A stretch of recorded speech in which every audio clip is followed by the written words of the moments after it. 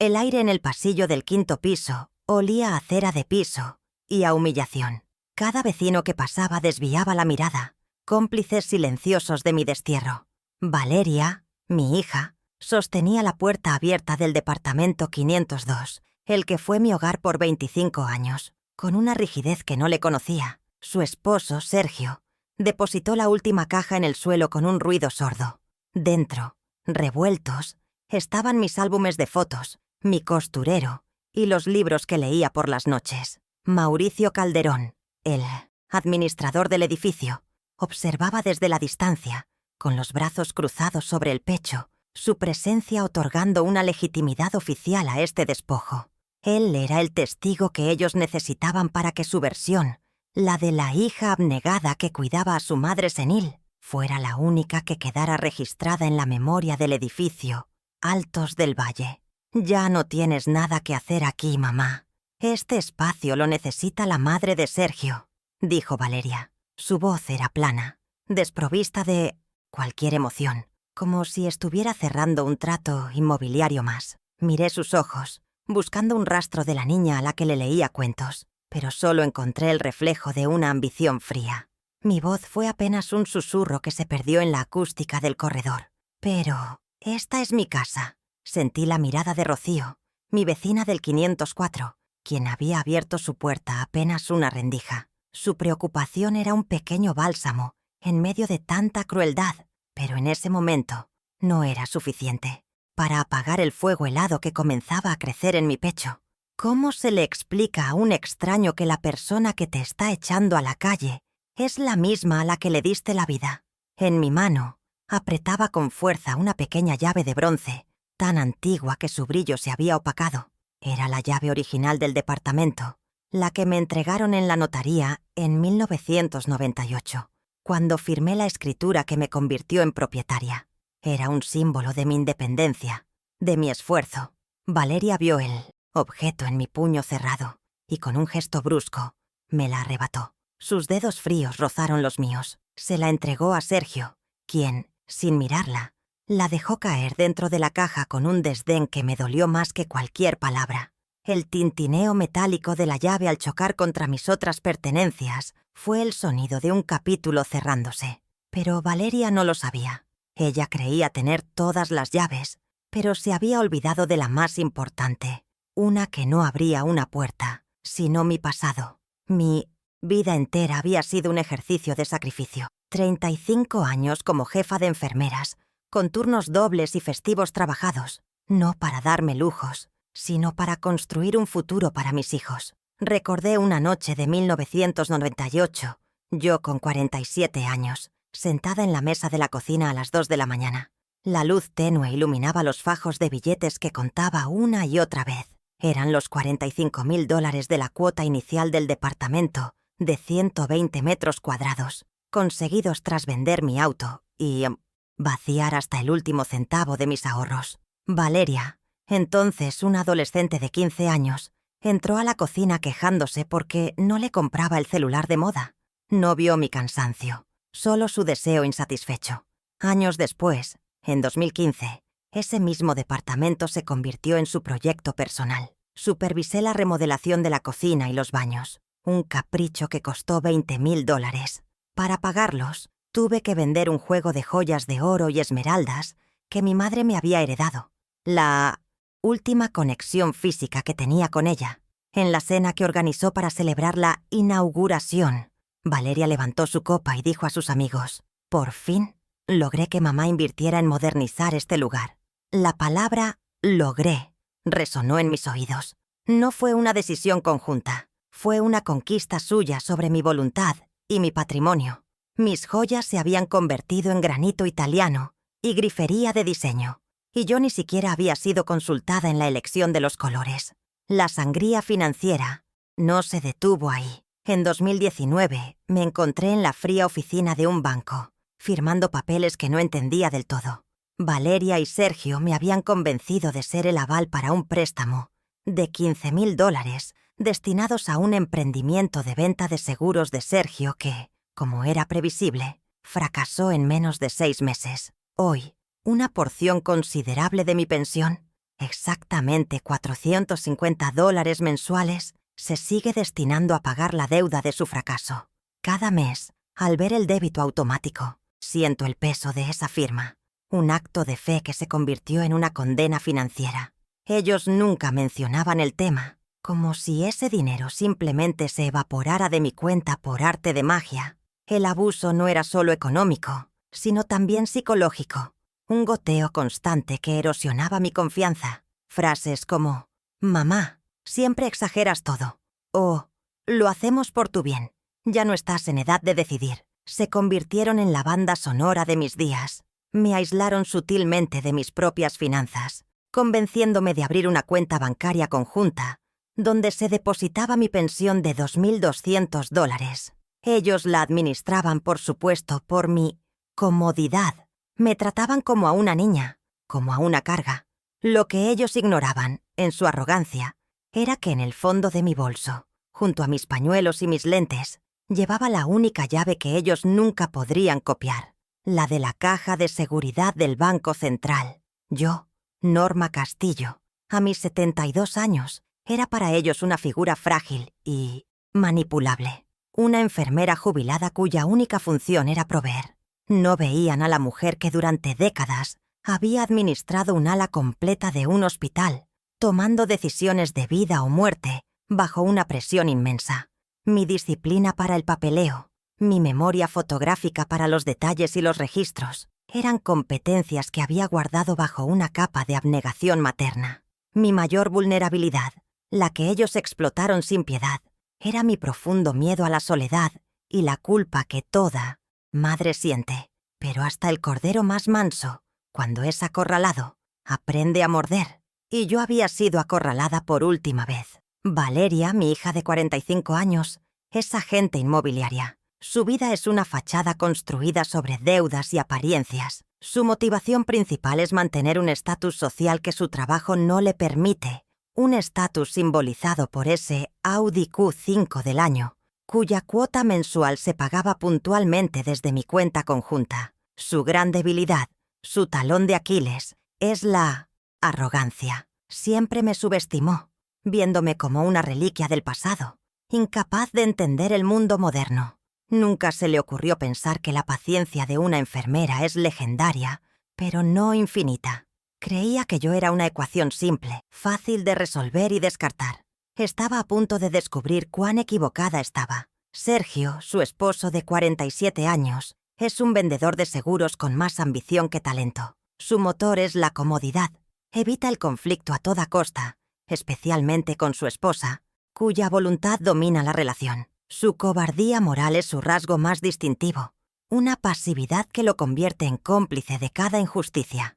Depende financieramente de Valeria, y por extensión, de mí. En la escena del pasillo, fue él quien movió las cajas, quien evitó mi mirada, quien ejecutó la orden sin una palabra de protesta. No es un hombre malvado en el sentido activo del término. Es peor, es un hombre débil que permite que la maldad florezca a su alrededor para mantener su propia paz. Pero en esa desolación, una mano se extendió. Rocío Méndez, mi vecina contadora jubilada de 68 años, abrió completamente su puerta y me dijo con una firmeza que me ancló a la realidad: «Norma, ven a mi casa, por esta noche, y por las que necesites». Su gesto no fue de lástima, sino de solidaridad. Ella validó mi dolor, me ofreció refugio, y sin saberlo, se convirtió en la primera pieza de mi contraataque. Más adelante sería ella quien me presentaría a su sobrino abogado, un hombre que transformaría mi indignación en una estrategia legal. A veces, la familia que eliges es más fuerte que la que te toca en suerte. Incluso en el corazón del territorio enemigo, surgió un aliado inesperado. Mi nieto Leo, de 18 años, hijo de Valeria y Sergio. Durante la humillación en el pasillo, lo vi de reojo, escondido tras el marco de la puerta, con su celular en la mano. Su rostro era una máscara de culpa y conflicto. No dijo nada, pero sus ojos lo decían todo. Días después, recibiría un mensaje suyo. Era un video de 45 segundos, tembloroso y grabado en vertical, donde se escuchaba la voz clara y cortante de su madre. «Tú no mereces estar aquí». La humillación ya no era solo un recuerdo doloroso en mi mente. Ahora tenía fecha, hora y una calidad de imagen suficiente para ser una prueba. La disputa central, el epicentro de este terremoto familiar, era el control del departamento. Legalmente era mío, cada centímetro cuadrado pagado con mi sudor. Pero en la mente de Valeria, le pertenecía por un derecho que ella misma había inventado. Un derecho de herencia, en vida. Para justificar sus acciones ante la administración del edificio, usaron un poder notarial que me hicieron firmar con engaños. Es solo para pagar los servicios y los impuestos, mamá, para que no tengas que hacer filas, me había dicho Valeria con una sonrisa tranquilizadora. Esa firma, dada en un acto de confianza, se había convertido en el arma que usaron para despojarme. ¿Realmente pensaron que no descubriría la trampa? Los riesgos eran inmensos. Una escalera descendente hacia la anulación total de mi ser. El primer peldaño, el doméstico, ya lo había bajado. La pérdida de mi habitación, mis objetos, mi santuario. La imagen de esa caja de cartón en el pasillo, con mi vida empaquetada, era la representación visual de esa primera derrota. Me habían arrancado de mi propio ecosistema, convirtiéndome en una refugiada en mi propio edificio. Cada objeto en esa caja, desde el dedal de plata de mi abuela hasta la foto de bodas de mis padres, era un ancla a mi identidad que ahora flotaba a la deriva en un corredor impersonal. El siguiente peldaño era el financiero. Ya no solo se trataba de los $450 para pagar la deuda de Sergio, sino del control total de mi pensión de $2.200 mensuales. Con el poder que les di, tenían acceso ilimitado a la cuenta conjunta, usándola como su cajero personal. La cuota del Audi de Valeria, que ascendía a $1.200 cada mes, salía directamente de mi retiro. Mientras yo contaba mis monedas para el pan, ellos financiaban sus lujos con el dinero que yo había ganado, cuidando enfermos durante más de 3 décadas. La injusticia era tan grande, tan descarada, que se sentía casi irreal. Pronto tendría la prueba en mis manos. Luego venía el riesgo patrimonial, el más aterrador de todos. El departamento, valorado en unos $350.000, era el fruto de toda mi vida laboral. Era mi seguridad, mi legado. Tenía el presentimiento de que su plan no terminaba con mi expulsión. Seguramente buscarían la manera de usar ese poder notarial para iniciar un proceso de venta o transferencia fraudulenta. Apreté en mi memoria la imagen del título de propiedad original, guardado a buen recaudo en la caja de seguridad del banco. Ese papel amarillento, con mi nombre claramente impreso, era mi escudo. Era la verdad escrita en tinta notarial, y estaba dispuesta a defenderla con todo lo que me quedaba. La humillación pública era el cuarto peldaño. Ser exhibida ante mis vecinos como una anciana problemática, senil, una carga que su familia, bondadosamente, había tenido que controlar. Las miradas de lástima y juicio en el pasillo eran más dolorosas que cualquier insulto directo. Valeria estaba construyendo una narrativa en la que ella era la heroína y yo la villana desquiciada. Mi reputación, construida a lo largo de 25 años de ser una vecina respetable y tranquila, estaba siendo demolida ladrillo por ladrillo. Sabía que para recuperar mi hogar, primero tenía que recuperar mi nombre y mi dignidad ante los ojos de mi comunidad. Y finalmente, el último peldaño, el abismo, la pérdida de mi libertad y mi salud. Una semana antes de la expulsión, Valeria había dejado olvidado sobre la mesa de la cocina un folleto satinado de un hogar para la tercera edad. El gesto no fue casual, fue una amenaza velada, una advertencia de lo que podría suceder si no me sometía. El verdadero terror era la posibilidad de que usaran ese poder notarial para declararme incompetente, para internarme en un asilo en contra de mi voluntad, donde mi voz se apagaría para siempre. Ese folleto fue el catalizador. Entendí que no estaba luchando solo por un techo, sino por mi propia existencia. La guerra había sido declarada. La primera noche en el departamento de Rocío fue un torbellino de insomnio y claridad. Mientras ella dormía, yo me senté en su sala, iluminada solo por la luz de la calle. Recordé una vieja carpeta de cuero que me había llevado en el apuro, etiquetada como «Documentos de la casa». La abrí sobre la mesa de centro. Dentro Entre viejas facturas y garantías de electrodomésticos, encontré un documento que no recordaba haber firmado. Un contrato de comodato. Le otorgaba a Valeria y Sergio el uso gratuito del departamento por un periodo de 10 años. Y al final, una firma que pretendía ser la mía. Era una imitación torpe, temblorosa. Mi firma no era mi firma.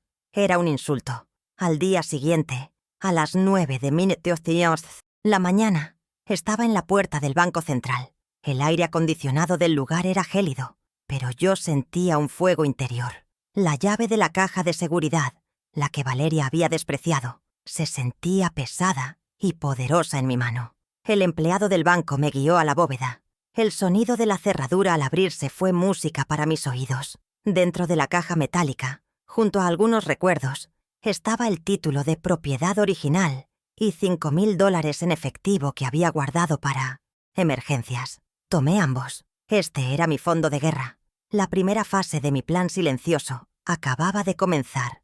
El miércoles por la tarde, a las 4 en punto, me reuní con el doctor Salas, el sobrino abogado de Rocío. Su oficina era sobria y olía a libros y a café. Le extendí los documentos sobre su escritorio de caoba, el contrato de comodato falsificado y una copia simple del poder notarial que recordaba haber firmado. El doctor Salas, un hombre joven de mirada penetrante, examinó el comodato con una lupa. Luego me pidió mi pasaporte y comparó las firmas. Su rostro se endureció. Levantó la vista y me dijo una frase que lo cambió todo. Norma, aquí hay un delito. Lo que hicieron no es solo inmoral, es un fraude. Y los fraudes se pagan. El viernes a las 10 de la mañana, seguí el consejo del abogado. Fui a otra sucursal bancaria y abrí una nueva cuenta, solo a mi nombre. El proceso fue rápido y sencillo. De allí, me dirigí a las oficinas de recursos humanos de mi antiguo hospital. El lugar no había cambiado mucho. Presenté el formulario para que mi pensión fuera depositada en mi nueva cuenta a partir del próximo ciclo de pago. La empleada fue amable y eficiente. Al salir, pasé por la sucursal del banco donde tenía la cuenta conjunta y solicité los extractos de los últimos 24 meses. La pila de papeles que me entregaron era gruesa. Sabía que dentro de esas páginas encontraría la munición que necesitaba. Pasé todo el fin de semana en el departamento de Rocío, con una regla y un marcador rojo, analizando los extractos bancarios. El patrón era desolador y claro. Transferencias sistemáticas a la financiera de Audi. $1,200, mes tras mes. Compras en tiendas de lujo, cenas en restaurantes caros, retiros en efectivo justo antes de sus vacaciones. Mi retiro, mi dinero ganado con tanto esfuerzo, estaba financiando su fiesta. Resalté cada transacción sospechosa, cada gasto que no correspondía a las necesidades del hogar.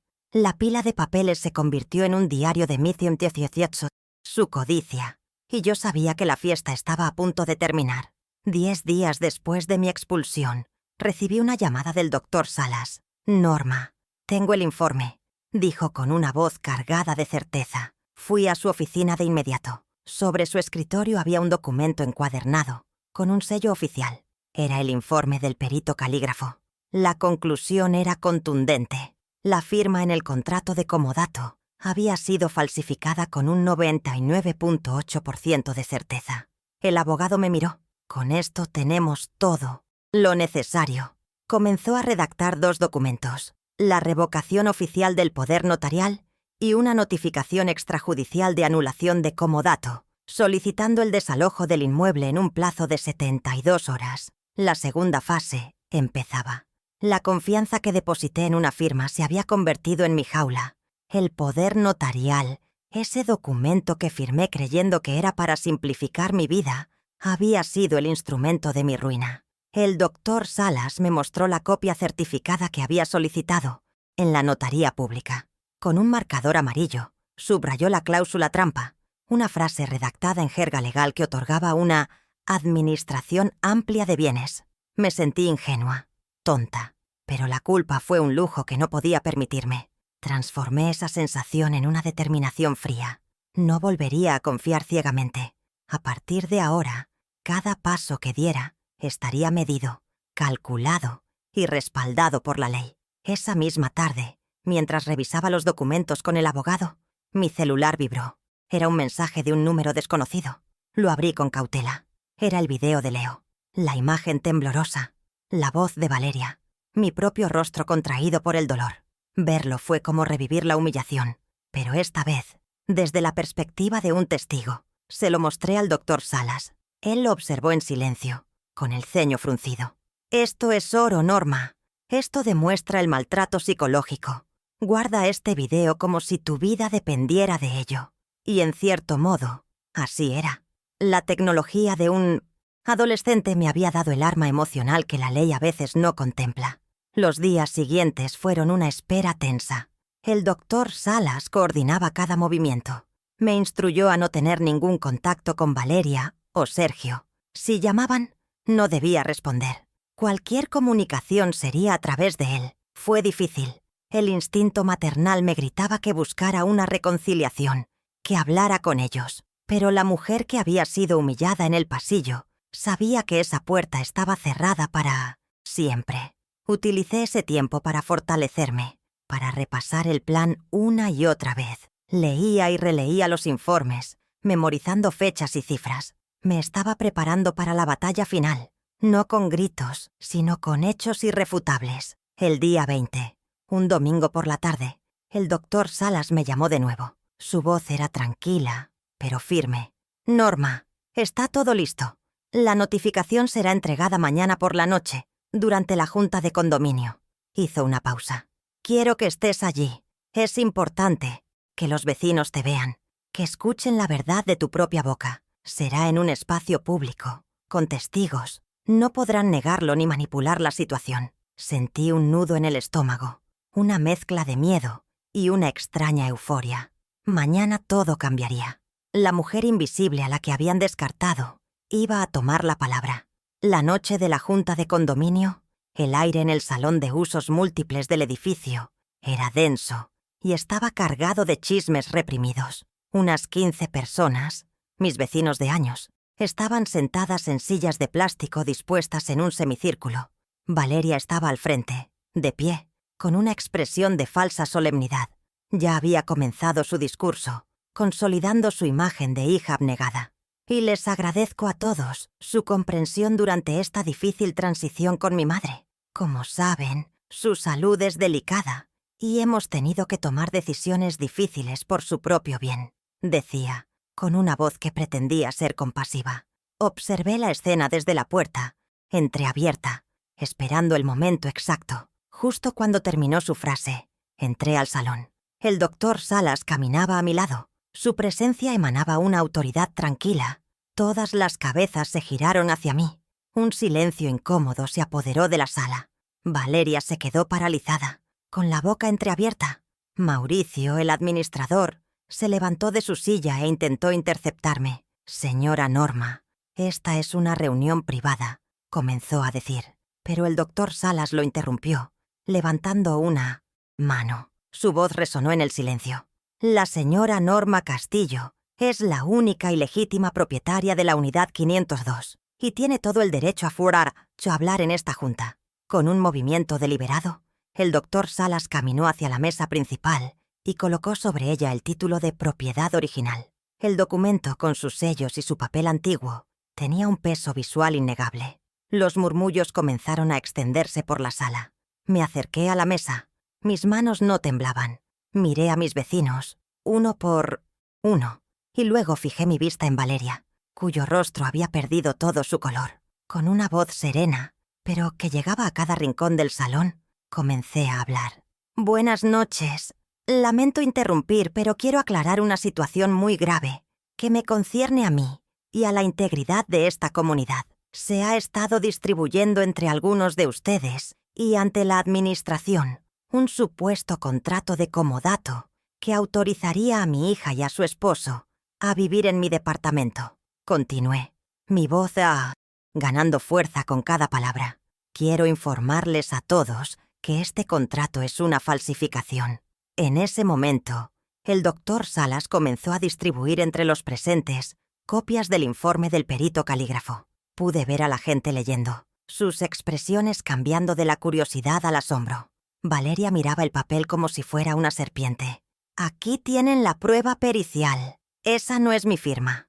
El siguiente golpe fue igual de preciso. También se ha estado usando un poder notarial de forma completamente abusiva. Un poder que obtuve bajo engaño para justificar acciones en mi contra. Hice una pausa, dejando que la información se asentara. Luego, me giré directamente hacia Valeria. El doctor Salas se acercó a ella y le entregó en la mano un sobre sellado.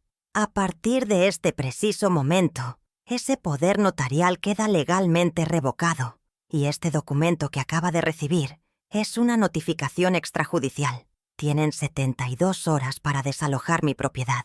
La humillación, fría y pública, era hora de ellos. Finalmente me dirigí a Mauricio Calderón, el administrador que había validado mi expulsión con su presencia.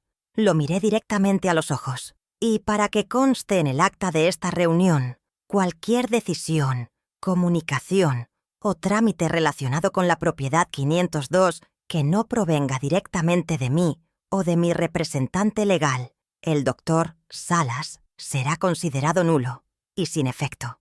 Mi declaración fue un jaque mate. Había recuperado el control, no solo de mi casa, sino de mi narrativa. Ya no era la anciana senil. Era Norma Castillo, la propietaria, la dueña de mi vida.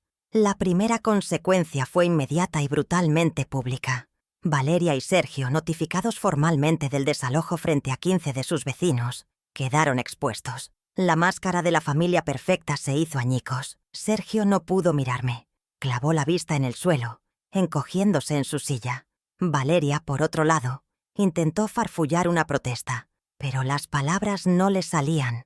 El murmullo de los vecinos se convirtió en un veredicto social. Habían perdido la batalla más importante para ellos, la de las apariencias. Su estatus, construido sobre mis cimientos, se derrumbó en cuestión de minutos. La segunda consecuencia fue financiera y se ejecutó con la precisión de un cirujano.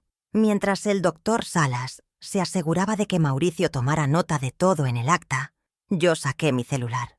Con el poder notarial revocado, tenía la autoridad para actuar. Hice una llamada al número de emergencias del banco.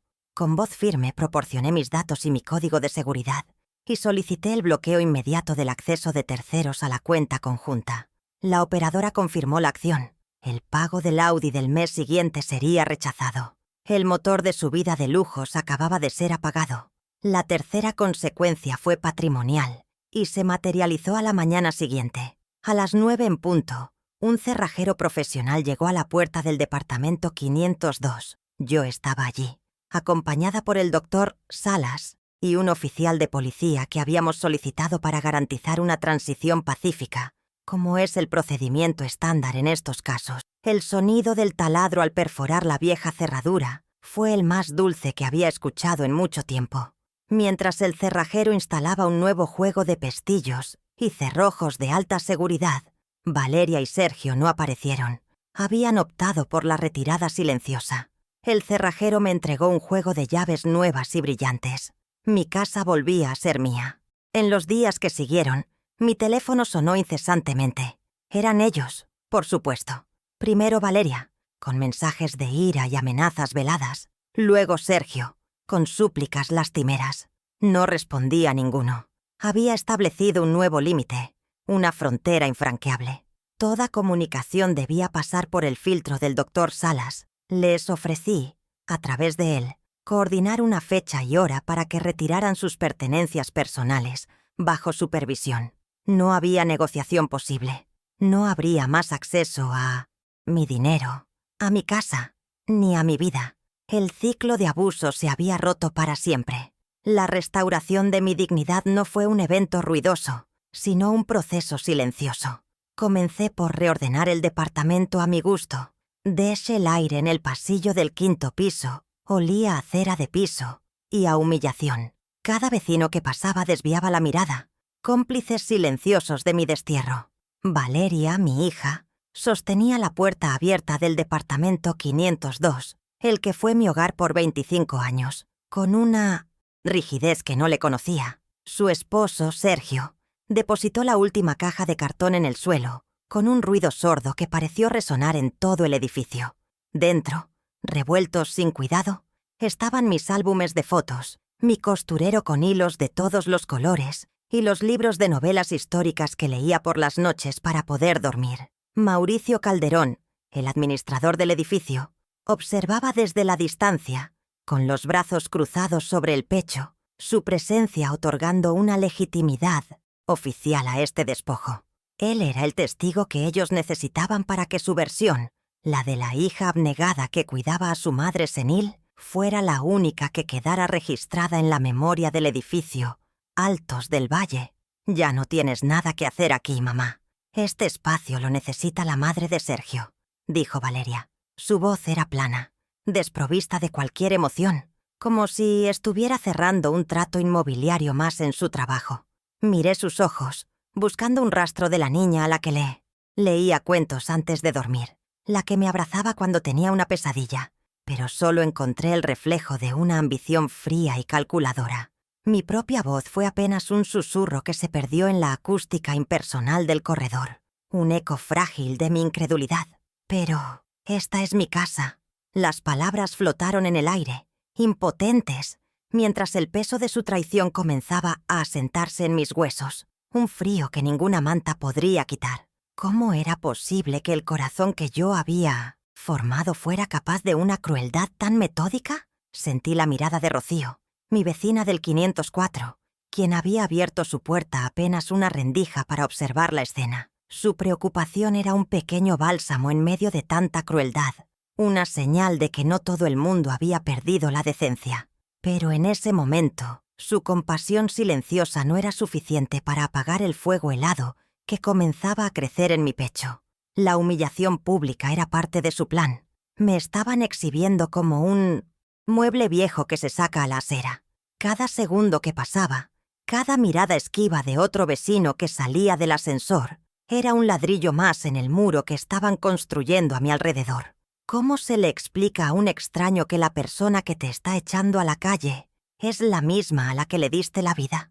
En mi mano, apretaba con una fuerza que no sabía que tenía una pequeña llave de bronce, tan antigua que su brillo se había opacado por el paso de un cuarto de siglo. Era la llave original, del departamento, la que me entregaron en la notaría en 1998, el día que firmé la escritura que me convirtió en propietaria de esos 120 metros cuadrados. No era solo un trozo de metal, era el símbolo tangible de mi independencia, de 35 años de turnos dobles como jefa de enfermeras, de festivos trabajados y de sueños postergados. Era la prueba física de que yo había construido ese hogar con mis propias manos, con mi propio sudor. Sostenerla era como aferrarme al último vestigio de mi identidad, de la mujer que había sido antes de que me redujeran a una carga. Valeria vio el objeto en mi puño cerrado, y su rostro se contrajo en una mueca de impaciencia. Con un gesto brusco y rápido, me la arrebató. Sus dedos fríos rozaron los míos, un contacto gélido que me provocó un escalofrío. Sin mirarla se la entregó a Sergio, quien, con un desdén que me dolió más que cualquier insulto, la dejó caer dentro de la caja junto a mis otras pertenencias. El tintineo metálico de la llave al chocar contra el marco de una fotografía fue el sonido de un capítulo cerrándose de la manera más cruel posible. Ellos creían haber completado su despojo, haber asegurado su victoria. Habían cerrado la puerta, pero en su arrogancia no se dieron cuenta de que me habían dejado afuera con la única herramienta que realmente importaba. El sonido de la cerradura al girar fue definitivo. La puerta del 502 se cerró en mi cara, dejándome sola en el pasillo con la última caja y el eco de mi propia respiración. Valeria y Sergio ahora estaban dentro de mi hogar, mi santuario, probablemente planeando dónde colocarían los muebles de la otra abuela, de la madre de él. Se sentían seguros, victoriosos, convencidos de que habían neutralizado a la anciana frágil y confundida. Pero lo que Valeria no sabía, lo que nunca pudo imaginar en su soberbia, es que ella creía tener todas las llaves, pero se había olvidado de la más importante. Se olvidó de una llave que no abría una puerta de madera, sino la bóveda de acero de un banco. Una llave que abriría mi pasado y cerraría su futuro. Me quedé allí de pie, inmóvil, por lo que parecieron horas, El olor a cera seguía en el aire, pero ahora se mezclaba con el aroma metálico de la venganza fría que comenzaba a gestarse en mi mente. La humillación era un veneno, pero también un combustible. Miré la caja a mis pies, con mi vida desordenada dentro. Luego levanté la vista hacia la puerta cerrada del 502. No lloré. Las lágrimas eran un lujo que ya no podía permitirme. En ese corredor, bajo la luz fluorescente que hacía todo parecer más triste, yo, Norma Castillo, a mis 72 años, dejé de ser una madre herida y me convertí en una estratega. La guerra no se había terminado. Acababa de empezar. Y yo no necesitaba un ejército. Solo necesitaba un plan y los documentos correctos. Mi vida entera había sido un ejercicio de sacrificio. Una maratón de 35 años como jefa de enfermeras, con turnos dobles y festivos trabajados. No para darme lujos, sino para construir un futuro para mis hijos. Recuerdo una noche de 1998, yo con 47 años, sentada en la mesa de la cocina a las 2 de la mañana. La única hora de silencio que tenía. La luz tenue de la lámpara sobre la mesa iluminaba los fajos de billetes que contaba una y otra vez, con los dedos entumecidos. Eran los $45.000 de la cuota inicial del departamento, de 120 metros cuadrados, conseguidos tras vender mi modesto auto y vaciar hasta el último centavo de mis ahorros. Valeria, entonces una adolescente de 15 años, entró a la cocina quejándose porque no le compraba el celular de moda. No vio mi cansancio, solo su deseo insatisfecho. Ese dinero no había aparecido por arte de magia. Era la suma de innumerables noches en vela, de navidades pasadas bajo las luces fluorescentes de un hospital en lugar de las del árbol familiar. Era el eco de las alarmas de los monitores, el olor a antiséptico impregnado en mi uniforme, en mi piel, en mi cabello. Era el peso de sostener la mano de un paciente en sus últimos momentos mientras mi propia hija me esperaba en casa.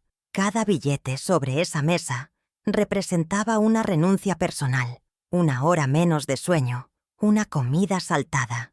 Era el capital de mi vida, la materialización de un esfuerzo sobrehumano que realicé con la única esperanza de que mis hijos tuvieran un techo seguro, un lugar al que siempre pudieran llamar hogar. Un hogar que, irónicamente, ahora me era negado. Años después, en 2015, ese mismo departamento se convirtió en el proyecto personal de Valeria. Supervisé la remodelación completa de la cocina y los baños, un capricho que costó $20.000 y que ella presentó como una necesidad impostergable. Para pagarlos, tuve que tomar la decisión más dolorosa: vender un juego de joyas de oro y esmeraldas que mi madre me había heredado. La última conexión física que tenía con ella. Recuerdo el peso del collar en mi mano, el frío de las piedras. Antes de entregárselo al joyero, sentí que estaba vendiendo un pedazo de mi historia, de mi linaje. Mis joyas se convirtieron en granito italiano, grifería de diseño alemán y luces LED empotradas, y yo ni siquiera fui consultada en la elección de los colores. En la cena que organizó para celebrar la inauguración, Valeria levantó su copa de vino espumoso y dijo a sus amigos, con una sonrisa radiante: «Por fin logré que mamá invirtiera en modernizar este lugar». La palabra «logré» resonó en mis oídos como un martillazo. No fue una decisión conjunta, fue una conquista suya sobre mi voluntad y mi patrimonio.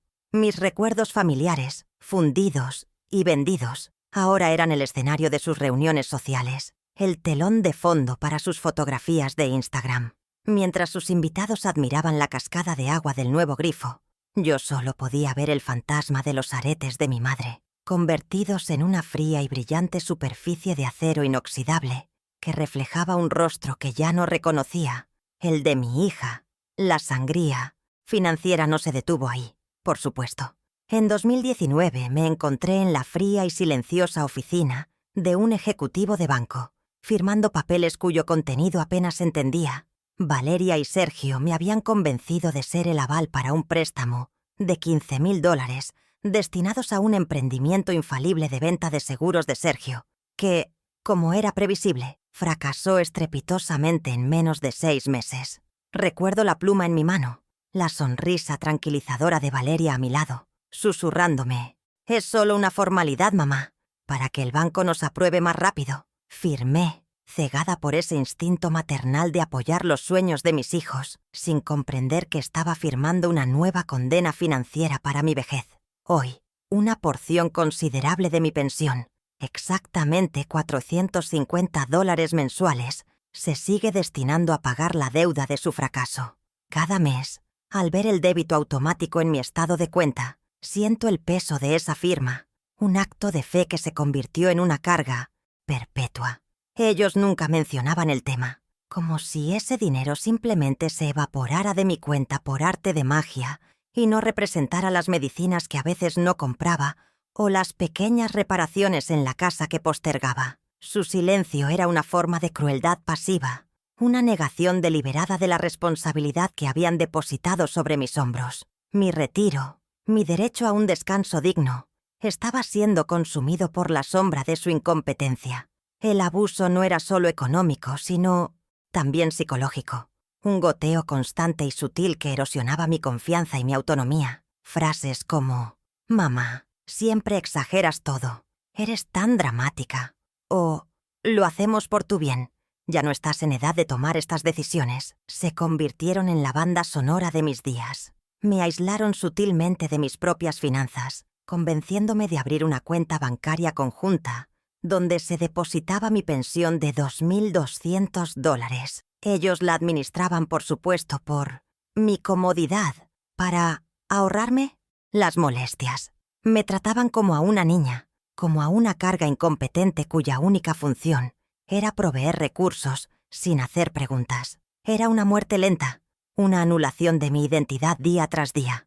Lo que ellos ignoraban, en su infinita arrogancia, era que en el fondo de mi bolso, junto a mis pañuelos y mis lentes para leer, llevaba la única llave que ellos nunca podrían copiar, la de la caja de seguridad del Banco Central. Allí no solo guardaba algunos recuerdos, sino la prueba fundamental de mi soberanía, el título de propiedad original. Mientras ellos manejaban la cuenta conjunta como su cajero personal, pagando la cuota mensual de $1,200 de ese Audi Q5 con mi dinero, yo mantenía a salvo el documento que demostraba que todo lo que pisaban, todo lo que usaban para aparentar una vida de éxito, tenía un solo nombre en la escritura. Y ese nombre era Norma Castillo. Yo, a mis 72 años, era para ellos una figura frágil y manipulable. Una enfermera jubilada cuya disciplina y memoria fotográfica para los detalles, forjadas en décadas de administrar un ala completa de un hospital, habían sido convenientemente olvidadas. Mi mayor vulnerabilidad, la que ellos explotaron sin piedad, era mi profundo miedo a la soledad y la culpa que toda madre siente, esa creencia errónea de que nuestro amor debe ser incondicional, incluso ante la crueldad. Pero hasta el cordero más manso, cuando es acorralado contra el precipicio, aprende a morder. Y yo, esa tarde en el pasillo, sentí el borde del abismo bajo mis pies. Había sido acorralada por última vez. La primera noche en el departamento de Rocío fue un torbellino de insomnio y una claridad helada. Mientras ella dormía en su habitación, yo me senté en su sala, iluminada únicamente por el resplandor anaranjado de la luz de la calle que se filtraba por la persiana. El shock inicial se había transformado en una determinación fría. Recordé una vieja carpeta de cuero que había logrado meter en la última caja, casi por instinto, etiquetada como «Documentos de la casa». La abrí sobre la mesa de centro con un cuidado casi quirúrgico. Dentro, entre viejas facturas y garantías de electrodomésticos ya extintos, encontré un documento que no recordaba haber firmado. Un contrato de comodato. Le otorgaba a Valeria y Sergio el uso gratuito de mi departamento por un período de 10 años. Y al final, una firma que pretendía ser la mía. Era una imitación torpe, temblorosa, casi un insulto a mi propia caligrafía. Mi firma no era mi firma. Era una declaración de guerra.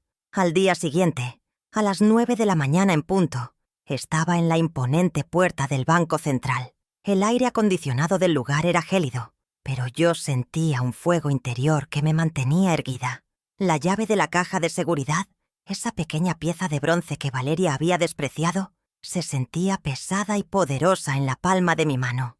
El empleado del banco, un joven de traje impecable, Me guió a la bóveda con una profesionalidad distante. El sonido de la cerradura al abrirse fue música para mis oídos. Un chasquido metálico que significaba el inicio de mi contraofensiva.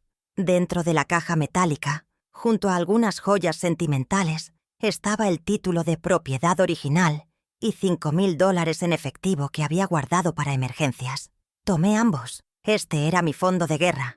La primera fase de mi plan silencioso acababa de comenzar.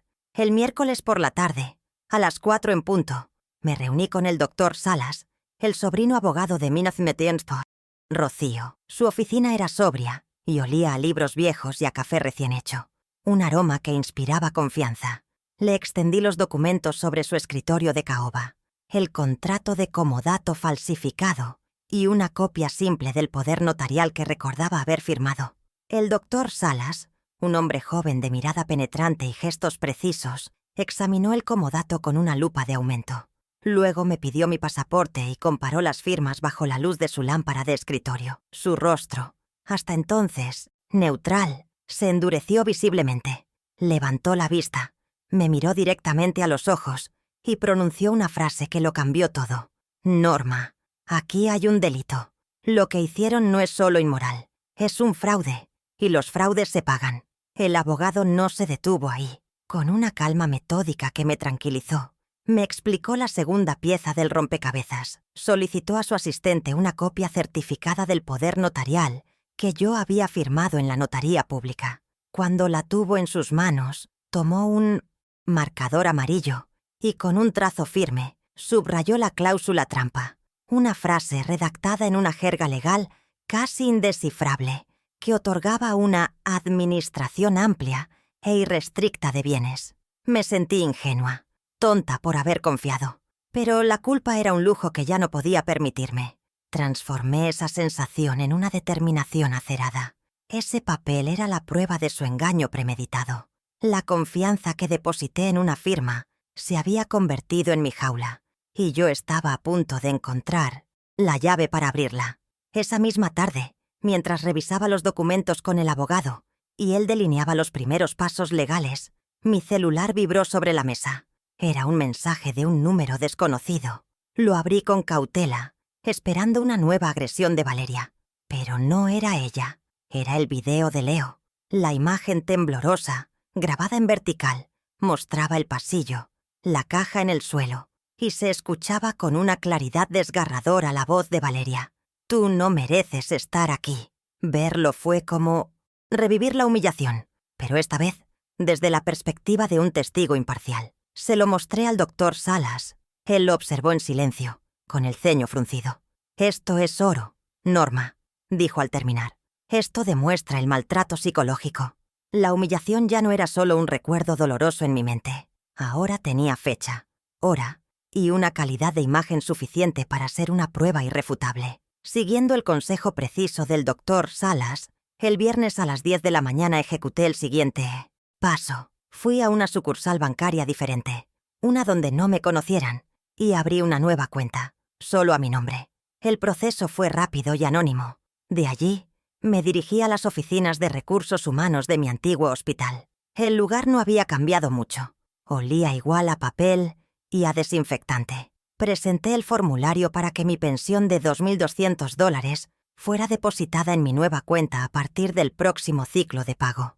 La empleada fue amable y eficiente, sin hacer preguntas. Fue un acto simple, burocrático, pero se sintió como una declaración de independencia. Estaba cortando el suministro de combustible que alimentaba su vida de lujos, y ellos aún no lo sabían.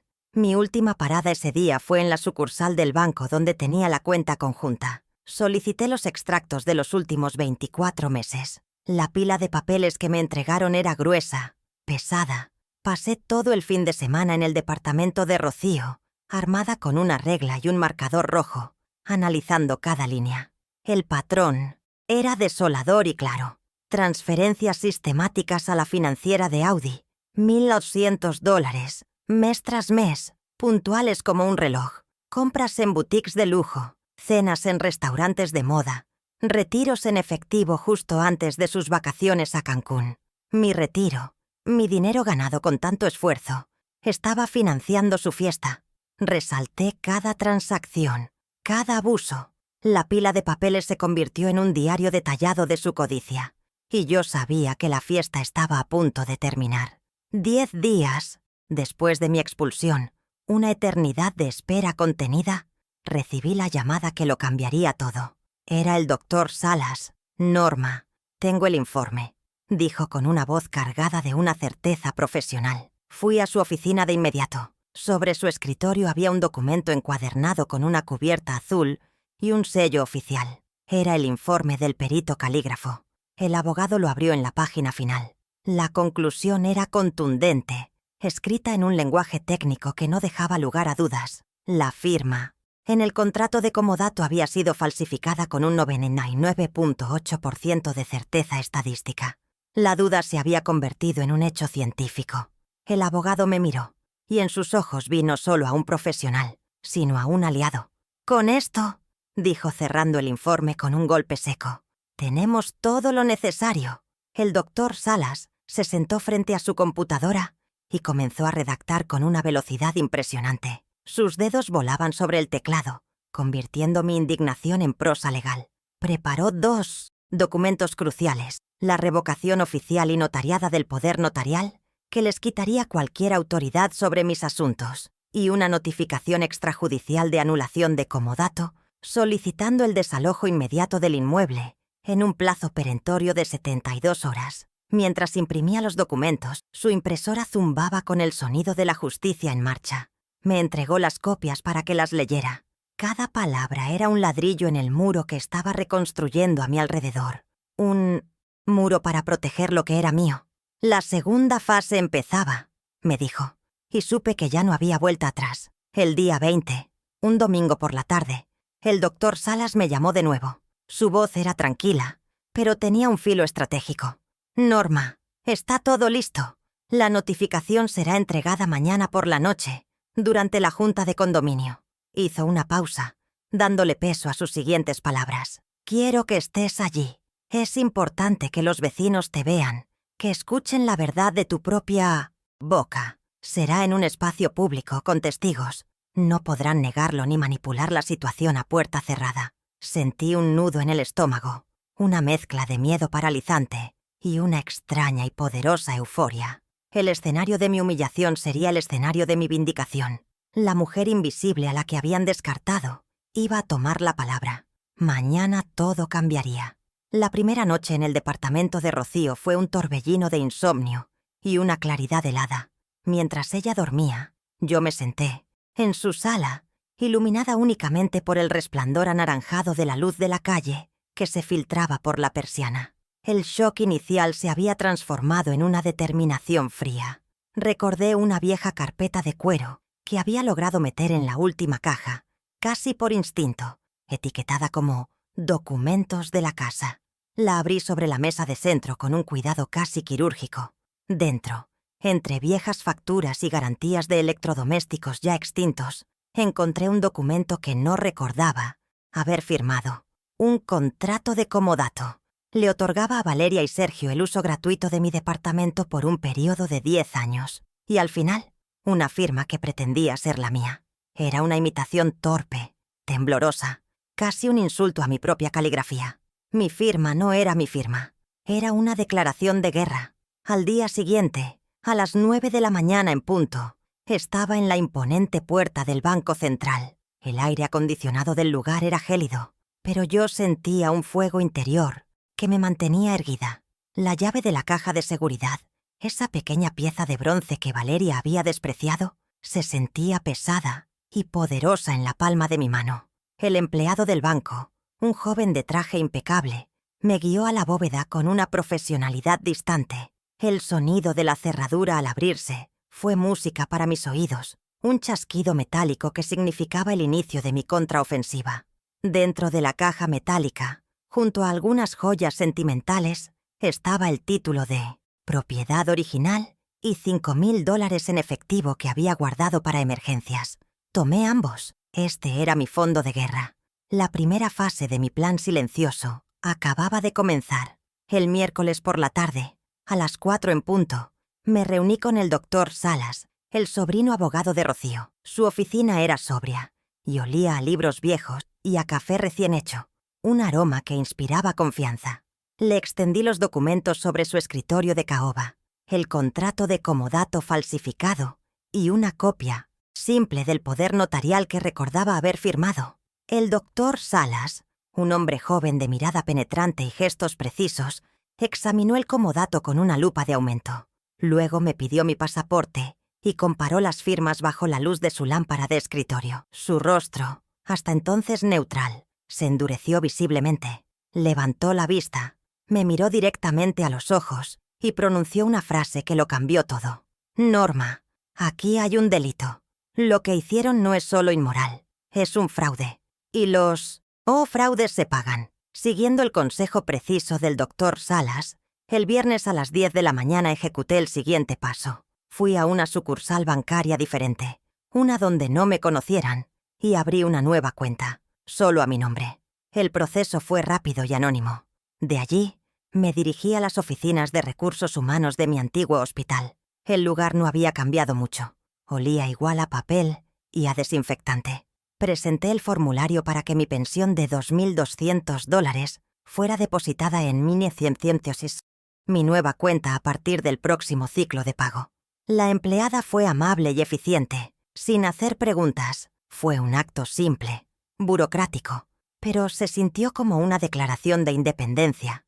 Estaba cortando el suministro de combustible que alimentaba su vida de lujos, y ellos aún no lo sabían. Mi última parada ese día fue en la sucursal del banco donde tenía la cuenta conjunta. Solicité los extractos de los últimos 24 meses. La pila de papeles que me entregaron era gruesa, pesada. Pasé todo el fin de semana en el departamento de Rocío, armada con una regla y un marcador rojo, analizando cada línea. El patrón era desolador y claro. Transferencias sistemáticas a la financiera de Audi. $1.200, mes tras mes, puntuales como un reloj. Compras en boutiques de lujo, cenas en restaurantes de moda, retiros en efectivo justo antes de sus vacaciones a Cancún.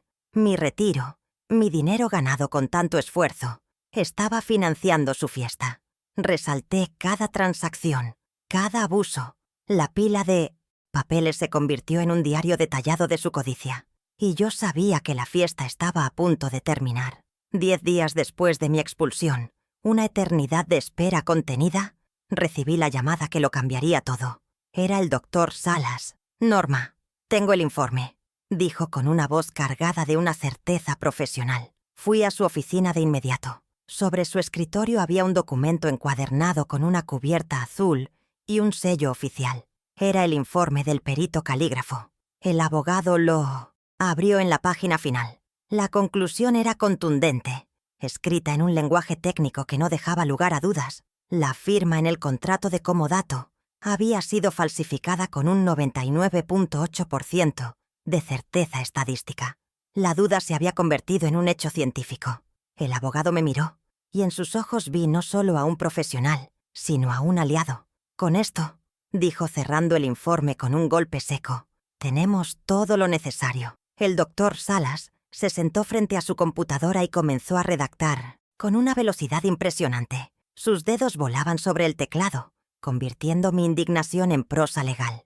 Preparó 2 documentos cruciales: la revocación oficial y notariada del poder notarial, que les quitaría cualquier autoridad sobre mis asuntos, y una notificación extrajudicial de anulación de comodato, solicitando el desalojo inmediato del inmueble en un plazo perentorio de 72 horas. Mientras imprimía los documentos, su impresora zumbaba con el sonido de la justicia en marcha. Me entregó las copias para que las leyera. Cada palabra era un ladrillo en el muro que estaba reconstruyendo a mi alrededor, un muro para proteger lo que era mío. La segunda fase empezaba, me dijo, y supe que ya no había vuelta atrás. Los días siguientes fueron una espera tensa, una calma que precede a la tormenta. Siguiendo las instrucciones del doctor Salas, no respondí a ninguna de las llamadas insistentes de Valeria, ni a los mensajes suplicantes de Sergio. Mi silencio era mi nueva arma. Utilicé ese tiempo no para dudar, sino para prepararme. Cada mañana repasaba la cronología de los hechos las cifras exactas de los extractos bancarios, las conclusiones del informe pericial. Era como prepararme para una cirugía compleja en mis tiempos de enfermera. Conocer cada detalle, anticipar cada complicación. Estaba transformando mi dolor en datos, mi humillación en una estrategia impecable. Ya no era una madre herida, era una comandante a punto de ejecutar un plan meticulosamente diseñado para recuperar su territorio. Durante una de nuestras reuniones de estrategia, el doctor Salas me mostró la copia certificada del poder notarial que había obtenido de la notaría. Con un marcador amarillo, subrayó la cláusula que me había atrapado. Administración amplia e irrestricta de bienes. Ver esas palabras impresas, tan diferentes de la explicación simplista que Valeria me había dado, disipó cualquier resto de culpa materna. No había sido ingenua. Había sido engañada deliberadamente. La confianza que deposité en una firma, en la sangre de mi sangre, se había convertido en mi jaula.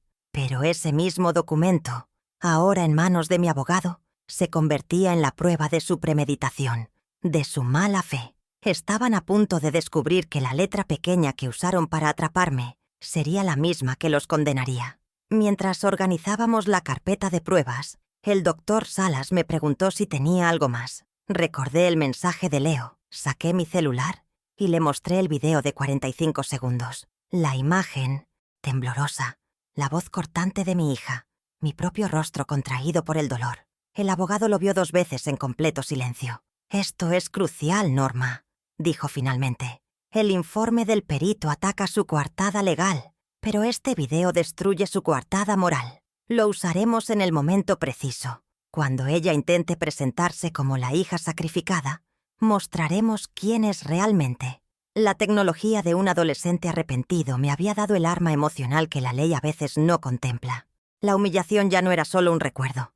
Ahora tenía fecha, hora y una calidad de imagen lista para ser exhibida.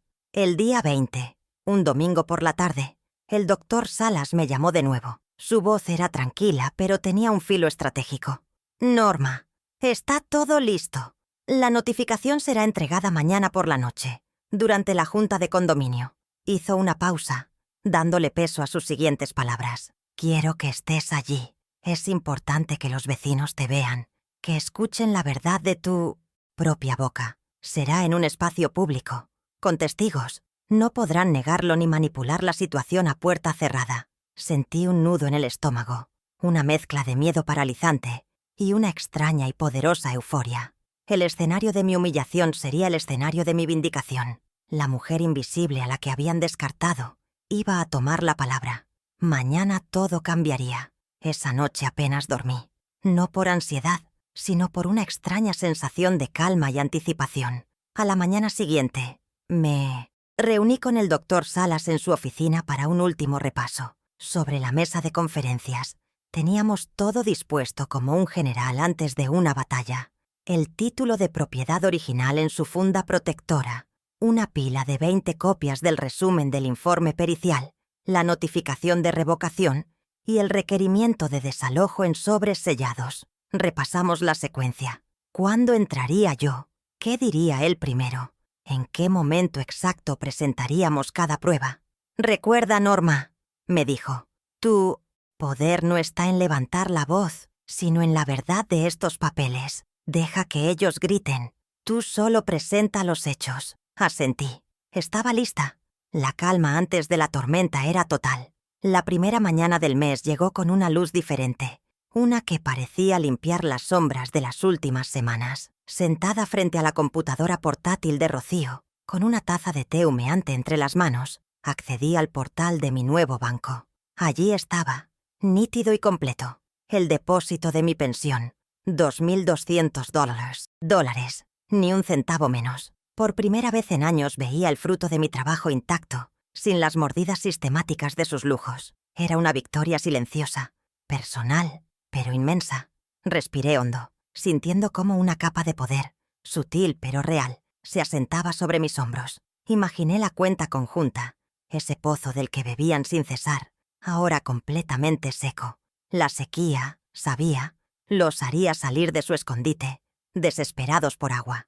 Pasé el resto del día en un estado de anticipación, controlada, una calma estratégica que había aprendido en las salas de emergencia del hospital. Salí a caminar por el parque cercano, observando a los niños jugar, sintiendo el sol tibio en mi rostro.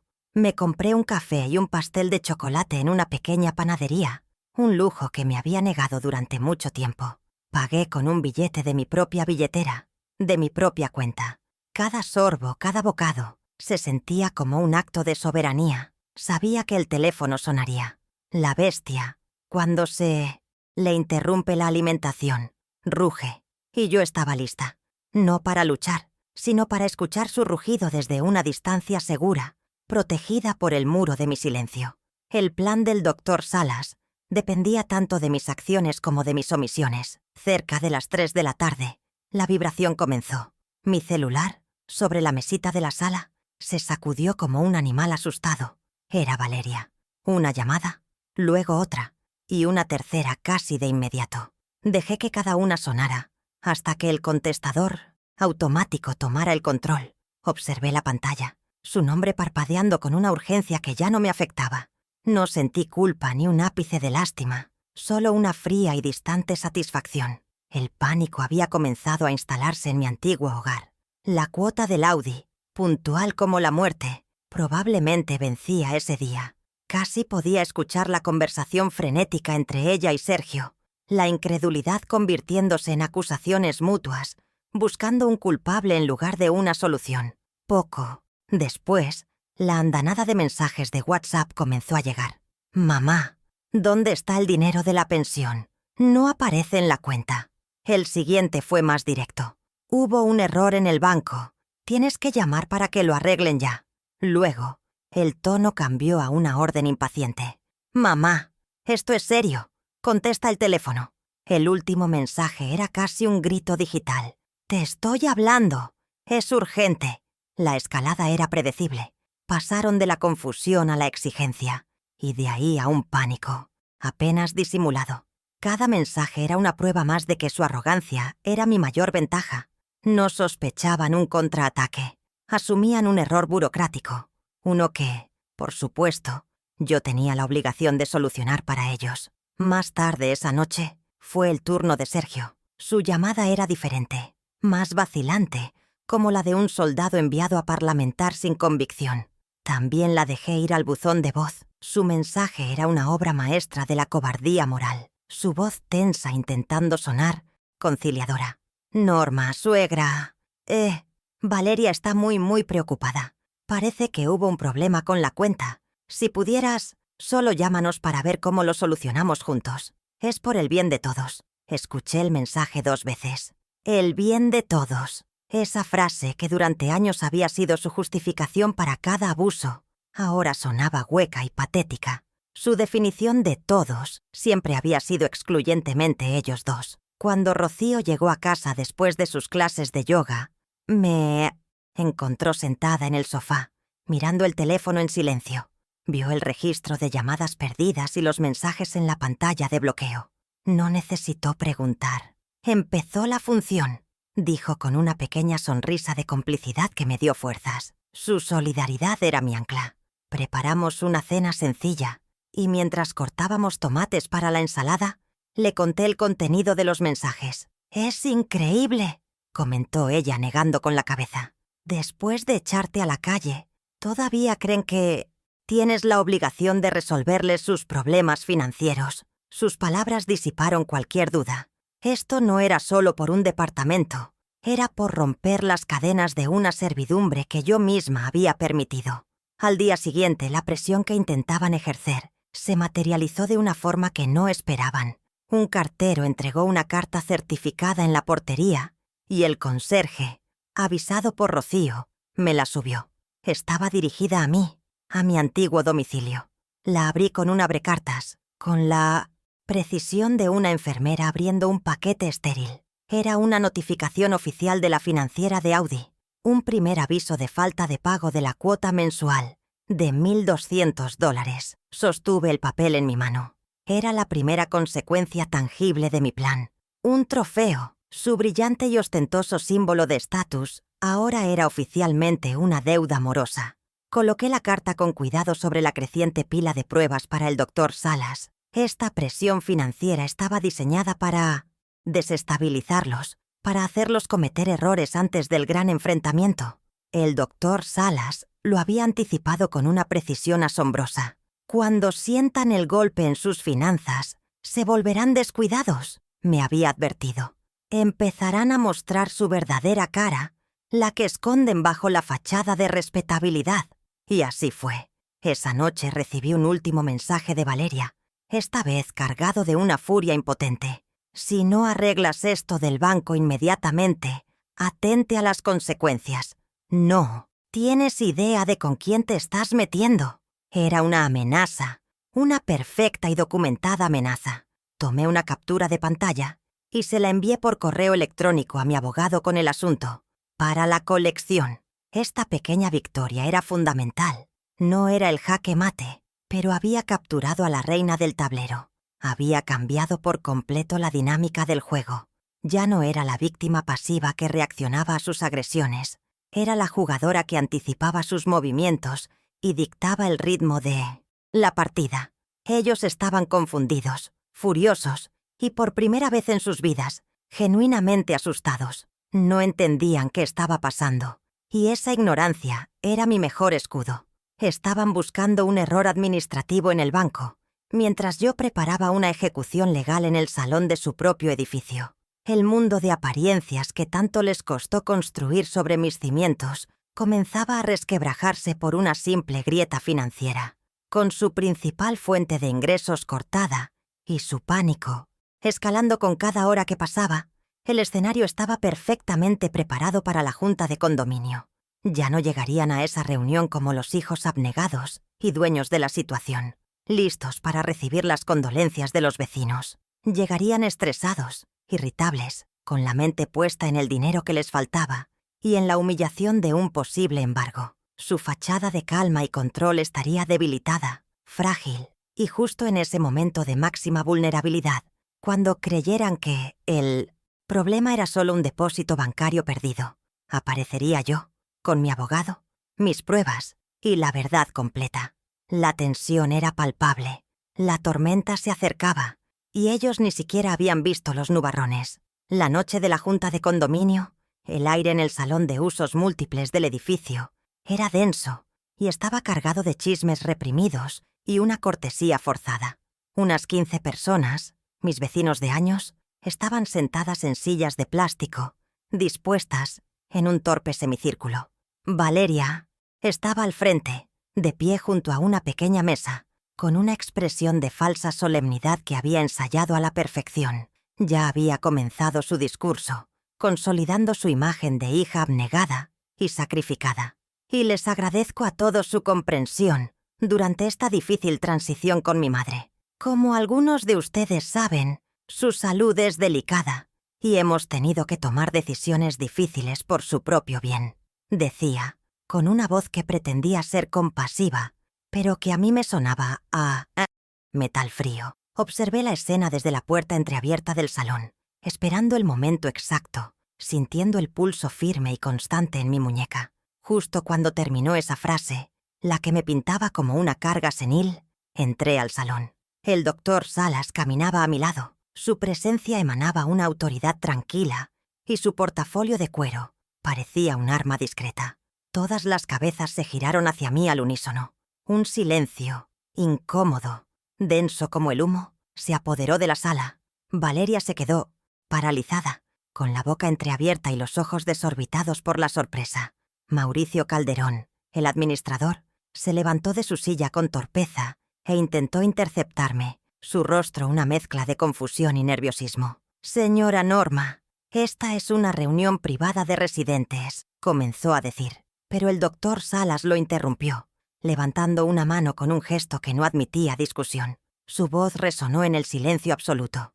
«La señora Norma Castillo es la única y legítima propietaria de Minocieciedrov, la unidad 502, y tiene todo el derecho a hablar en esta junta». Con un movimiento deliberado y teatral, el doctor Salas caminó hacia la mesa principal, donde Valeria había estado hablando, y colocó sobre ella el título de propiedad original. El documento, con sus sellos notariales y su papel amarillento por el paso de 25 años, tenía un peso visual innegable. Era la verdad tangible, la historia escrita en tinta oficial. Los murmullos comenzaron a extenderse por la sala como un reguero de pólvora. Me acerqué a la mesa. Mis manos no temblaban. Miré a mis vecinos, uno por uno, buscando sus ojos, y luego fijé mi vista en Valeria, cuyo rostro había perdido todo su color, pareciendo una estatua de cera. Con una voz serena, pero que llegaba a cada rincón del salón, comencé a hablar, y cada palabra era un paso que me alejaba de la humillación y me acercaba a la justicia. Buenas noches. Lamento interrumpir su reunión, pero quiero aclarar una situación muy grave que me concierne a mí y a la integridad de esta comunidad. Hice una pausa, permitiendo que la gravedad de mis palabras se asentara en la mente de todos los presentes. Mi calma parecía desconcertarlos más que cualquier grito. Sé que se ha estado distribuyendo entre algunos de ustedes y ante la administración de este edificio un supuesto contrato de comodato que autorizaría a mi hija, Valeria Castillo, y a su esposo, Sergio Paredes, a vivir en mi departamento. Mi mirada no se apartó de la de mi hija, que ahora me observaba con una mezcla de pánico y odio. El escenario de mi humillación pública se estaba convirtiendo, lentamente, en el tribunal de su condena social. Quiero informarles a todos, los aquí presentes, que este contrato es una falsificación. La palabra resonó en el salón. En ese preciso instante, el doctor Salas, con una eficiencia impecable, comenzó a distribuir entre los presentes copias de un resumen del informe del perito calígrafo. Pude ver a la gente tomando los papeles, sus expresiones, cambiando de la curiosidad al asombro y luego a la indignación. Leían la conclusión, subrayada en negrita: falsificación confirmada con un 99.8% de certeza. Valeria miraba el papel que le ofrecían como si fuera una serpiente venenosa. Aquí tienen la prueba pericial, continué, mi voz firme como una roca. Esa que ven en el contrato no es mi firma. Es un insulto a mi inteligencia y un delito ante la ley. El impacto de la revelación fue inmediato. Sergio se encogió en su silla, como si deseara que el suelo se lo tragara. Su rostro era un mapa de la vergüenza. Valeria, por su parte, intentaba mantener la compostura, pero un temblor incontrolable en su labio inferior la delataba. Los murmullos de los vecinos se convirtieron en cuchicheos audibles. Vi a Rocío, mi vecina, mirarme con una sonrisa de aprobación y un brillo de orgullo en sus ojos. La narrativa que Valeria había construido con tanto cuidado durante semanas, la de la hija paciente y la madre difícil, se estaba desmoronando, ladrillo por ladrillo frente a la misma audiencia que intentaba manipular. La marea de la opinión pública, ese tribunal tan importante para ella, estaba cambiando de dirección de forma irreversible y violenta. Pero no había terminado. El siguiente golpe fue igual de preciso. También se ha estado usando un poder notarial de forma completamente abusiva, un poder que obtuve bajo engaño para justificar acciones en mi contra, como mi expulsión de mi propio hogar. Hice otra pausa calculada, dejando que la información se asentara, que la magnitud de la traición calara en cada uno de los presentes. Luego, me giré directamente hacia Valeria, que seguía paralizada. El doctor Salas se acercó a ella y, con un gesto formal, le entregó en la mano un sobre sellado. Su mano tembló al recibirlo. A partir de este preciso momento, ese poder notarial queda legalmente revocado. Ya no tienes ninguna autoridad sobre mí ni sobre mis bienes. Y este documento que acabas de recibir, añadí, mi voz bajando un tono, volviéndose más cortante, es una notificación extrajudicial. Contiene la anulación del contrato fraudulento y una exigencia formal. Tienen 72 horas, Valeria, a partir de este instante, para desalojar mi propiedad. La humillación, fría, pública y documentada, era ahora completamente suya. El plazo de 3 días no era una negociación, era una cuenta regresiva, un reloj que acababa de empezar a correr frente a 15 testigos que ahora conocían la verdad. El pasillo donde me habían arrojado parecía un recuerdo lejano. Ahora era yo quien controlaba las puertas y los plazos. Finalmente me dirigí a Mauricio Calderón, el administrador que había validado mi expulsión con su presencia silenciosa y cómplice. Lo miré directamente a los ojos, sin parpadear, hasta que tuvo que bajar la vista. «Y para que conste en el acta de esta reunión», dije con una claridad que no dejaba lugar a interpretaciones, «cualquier decisión, comunicación o trámite relacionado con la propiedad 502 que no provenga directamente de mí o de mi representante legal, el Dr. Salas, será considerado nulo y sin efecto legal alguno». Mi declaración fue un jaque mate. Había recuperado el control, no solo de mi casa, sino de mi narrativa, de mi identidad legal dentro de la comunidad. Ya no era la anciana senil, era Norma Castillo, la propietaria, la dueña de mi vida. La primera consecuencia fue inmediata y brutalmente pública. Valeria y Sergio, notificados formalmente del desalojo frente a 15 de sus vecinos, quedaron expuestos en su mentira. La máscara de la familia perfecta, del éxito y la rectitud moral se hizo añicos en el suelo del salón. Sergio no pudo mirarme. Clavó la vista en sus zapatos, encogiéndose en su silla como un niño castigado. Valeria, por otro lado, intentó farfullar una protesta, algo sobre un malentendido, pero las palabras no le salían, ahogadas por la humillación. El murmullo de los vecinos se convirtió en un veredicto social implacable. Habían perdido la batalla más importante para ellos, la de las apariencias. Su estatus, construido sobre mis cimientos, se derrumbó en cuestión de minutos. La segunda consecuencia fue financiera y se ejecutó con la precisión de un cirujano en medio del caos. Mientras el doctor Salas se aseguraba de que Mauricio tomara nota de todo en el acta de la reunión, yo saqué mi celular. Con el poder notarial revocado, tenía la autoridad absoluta para actuar. Con movimientos deliberados, hice una llamada al número de emergencias del banco. Con voz firme y clara, proporcioné mis datos y mi código de seguridad. Solicito el bloqueo inmediato del acceso de terceros a la cuenta conjunta número, dije, deletreando los dígitos. La operadora confirmó la acción en menos de un minuto. El pago de la cuota mensual de $1.200 del Audi, que vencía al día siguiente, sería rechazado. El motor de su vida de lujos acababa de ser apagado. Valeria, que me observaba con los ojos inyectados en sangre, debió intuir lo que estaba haciendo, porque su rostro pasó de la humillación a un pánico puro y visceral.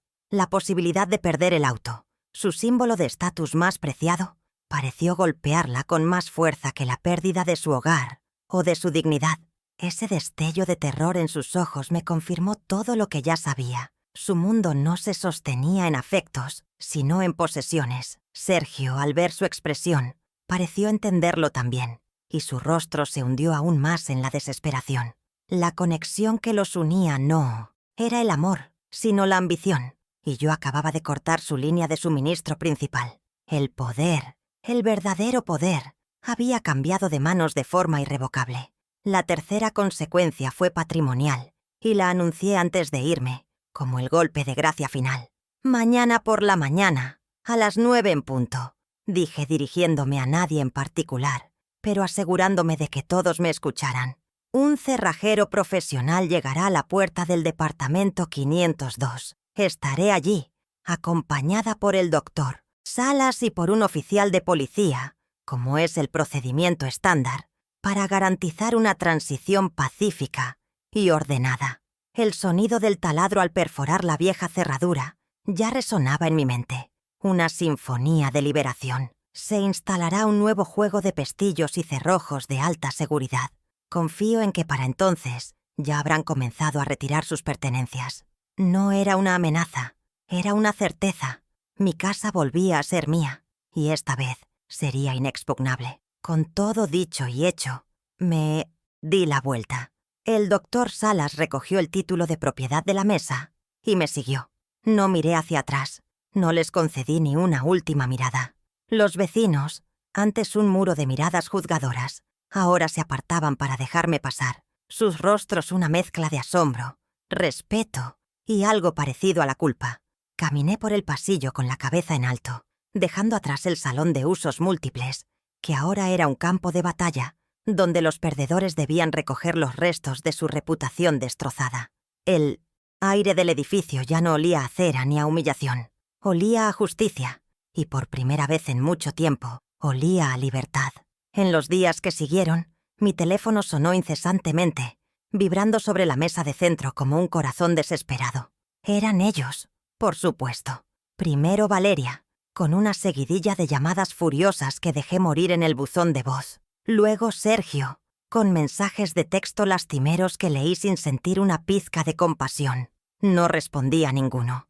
Había establecido un nuevo límite, una frontera infranqueable de silencio y dignidad. El doctor Salas se convirtió en mi único portavoz, un muro de contención legal y emocional. Les ofreció, a través de un correo electrónico formal, coordinar una fecha y hora específicas para que retiraran sus pertenencias personales, siempre bajo supervisión. No había negociación posible. No habría más acceso a mi dinero, a mi casa, ni a mi vida. El ciclo de abuso se había roto para siempre con el clic de un botón de bloqueo. La coordinación para la mudanza fue una obra de humillación burocrática. El doctor Salas les envió un calendario con 2 únicas opciones horarias, ambas en un día laborable a media mañana, asegurándose de que tuvieran que pedir permiso en sus trabajos. Les informó que un representante de su bufete estaría presente para inventariar cada objeto que saliera del departamento, garantizando que solo se llevaran lo que les pertenecía. Yo no estaría allí. Mi ausencia era la declaración de poder más contundente. No necesitaba presenciar su derrota. Me bastaba con saber que cada caja que cargaran sería un recordatorio de su arrogancia y de la mujer a la que subestimaron tan profundamente. La logística de su partida era la última lección que recibirían de mí, una lección sobre consecuencias y límites inamovibles. Desde el departamento de Rocío, a través de la ventana que daba al estacionamiento, los vi llegar en un pequeño camión de mudanzas alquilado. Valeria dirigía la operación con gestos tensos y enojados, mientras Sergio cargaba las cajas con los hombros caídos, su cuerpo entero una expresión de derrota. Ya no llevaban la máscara de poder y control. Eran simplemente 2 personas despojadas, obligadas a desmantelar públicamente la vida que habían construido sobre mis cimientos. Verlos así no me produjo alegría, sino una extraña y fría sensación de equilibrio restaurado. La justicia, a veces, no es un estallido de fuegos artificiales, sino el lento y pesado trabajo de cargar las consecuencias de tus propios actos, caja por caja, bajo la mirada indiferente del sol de la mañana. Esa noche, entré sola a mi departamento por primera vez. El silencio era total, profundo. El aire todavía conservaba un rastro de su perfume caro, una fragancia que ahora me resultaba invasiva, artificial. Lo primero que hice fue abrir de par en par todas las ventanas, dejando que la brisa nocturna de la ciudad entrara y se llevara los últimos vestigios de su presencia. Caminé descalza sobre el piso de madera que yo misma había elegido hacía 25 años, sintiendo el frío familiar bajo mis pies. Toqué las paredes, los muebles, los marcos de las puertas. No era solo un espacio físico, era la geografía de mi vida, un territorio que había sido ocupado y que ahora, finalmente, había sido liberado. La soledad no se sentía como una ausencia, sino como una soberanía recuperada. La habitación que ellos habían convertido en su dormitorio principal, el epicentro de su conquista, fue mi primer proyecto. Pasé un día entero vaciándola. Saqué sus ropas olvidadas del armario, las puse en bolsas de basura sin mirarlas. Descolgué el espejo de marco ostentoso que habían comprado y lo apoyé contra la pared, de cara a la nada. Quité las cortinas oscuras y pesadas que bloqueaban la luz y las reemplacé. Cada gesto era un ritual de purificación, un acto deliberado de borrar su memoria de las paredes. No sentía rencor, solo una determinación metódica. Este espacio, que había sido testigo de mi mayor humillación, se transformaría en el símbolo de mi renacimiento. Ya no sería un dormitorio usurpado, sería mi santuario personal. Poco a poco, la habitación comenzó a respirar de nuevo, a respirar conmigo. Instalé mi vieja pero fiel máquina de coser junto a la ventana, donde la luz de la tarde era perfecta. Desempaqué mis libros, mis novelas históricas y mis biografías, y los coloqué en una estantería nueva. El olor a papel viejo y a tinta se mezcló con el aroma del aceite que usé para lubricar los engranajes de la máquina. Coloqué un sillón cómodo en una esquina, con una lámpara de lectura a su lado. No era una simple restauración del pasado, era una reinvención. Estaba construyendo un espacio que no era para dormir, sino para crear, para leer, para soñar. Un estudio donde la única voz que importaba era la mía. Mi rutina diaria se transformó. Las mañanas ya no comenzaban con la ansiedad de escuchar sus pasos o sus voces, sino con el suave murmullo de la cafetera y el sol entrando por la ventana de mi nuevo estudio. Me sentaba con mi tableta a revisar mis finanzas, ahora en una cuenta única y exclusivamente mía. Pagar mis facturas, decidir mi presupuesto, comprar mis alimentos sin tener que justificar cada gasto. Eran pequeños actos de autonomía que se sentían como victorias monumentales. Comencé a caminar por el barrio, a redescubrir las pequeñas tiendas, a saludar a los vecinos que ahora me miraban con un nuevo respeto. Mi vida se había vuelto más silenciosa, más pequeña en su alcance, pero infinitamente más grande en su significado. Una tarde, el intercomunicador sonó. Era una voz joven, vacilante. «Abuela, soy Leo. ¿Puedo subir a verte?» Mi corazón dio un vuelco, una mezcla de sorpresa y cautela. Tras una breve pausa, le dije que sí. Cuando abrí la puerta, lo vi de pie en el pasillo, con los hombros encogidos y una pequeña maceta con una orquídea blanca entre las manos. Parecía haber envejecido años en pocas semanas. Sus ojos, los mismos, ojos de su madre, me miraban con una sinceridad que nunca había visto en ella. No había arrogancia, solo un profundo y palpable arrepentimiento. El silencio entre nosotros era denso, cargado de todo lo que no se había dicho. Lo invité a pasar y nos sentamos en la sala. Me entregó la orquídea.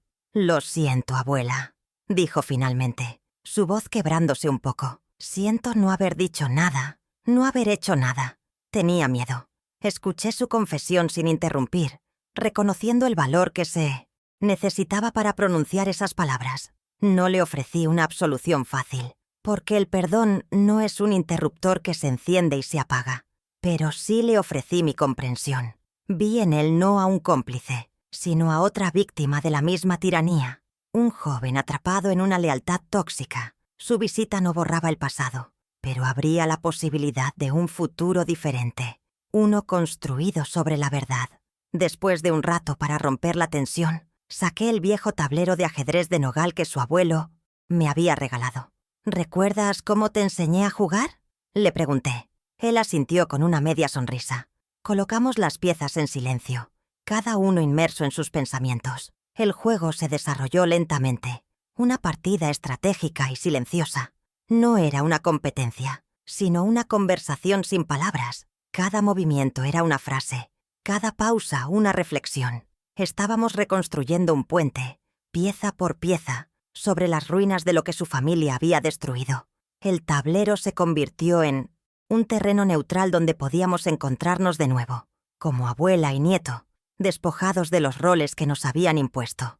En un momento decisivo del juego, vi la apertura que él, en su distracción, no había notado. Era un movimiento elegante, final. Avancé mi reina, la pieza más poderosa del tablero, a través de las casillas hasta colocarla en una posición desde la que amenazaba a su rey, sin escapatoria posible. El suave sonido de la madera contra la madera fue el único ruido en la habitación.